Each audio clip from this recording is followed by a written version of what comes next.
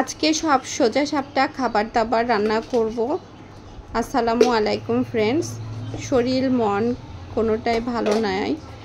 রোজা থেকে আসলে কি খাবো কিছুই খেতে পারি না, কিছুই খেতে ভালো লাগে না, রান্না করতেও ভালো লাগে না, তারপরেও তো রান্না করতে হবে।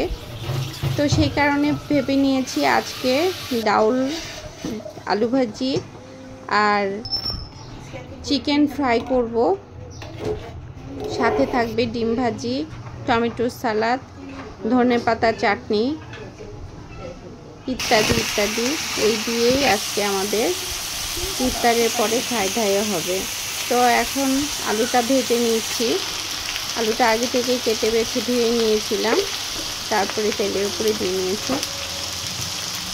দুঃখের কথা কি বলবো ফ্রেন্ড, আলুটা একদম মচমচা ভাজি করতে চেয়েছিলাম, কিন্তু আলুটা ভাজতে যেয়ে ঘাটি হয়ে গিয়েছে।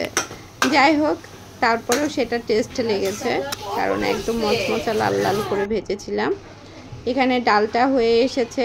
ডালটায় আমি পেঁয়াজ রসুন তেলের উপরে ভেজে নিয়ে ডালটা তেলে দিয়ে নিচ্ছি। আর এখানটায় মুরগির মাংসটা আমি সুন্দর করে সব ময় মশলা দিয়ে মেখে নিচ্ছি। এখানে একটু আদা রসুন, তারপরে কাঁচামরিচ, সাথে হচ্ছে আপনার মরিচের গুঁড়া, ধনার গুঁড়া, জিরার গুঁড়া, আর আমার তৈরি করে রাখা গরম মশলার গুঁড়াটা দিয়ে নিয়েছি। এখন তেলে ভেজে নিচ্ছি, একদম লাল লাল করে ভেজে নিব। ডাউলের সাথে এই ফ্রাইটা আসলে খুবই মজা লাগে। তো একে একে সবগুলোই আমি চিকেন দিয়ে নিচ্ছি এবং সবগুলোই লাল লাল করে ভেজে নিচ্ছি।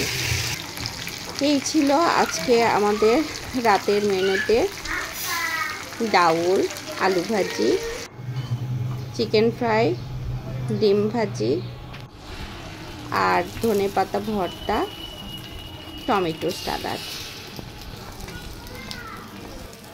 একে একে আমি সবগুলো ডিম ভেজে নিচ্ছি।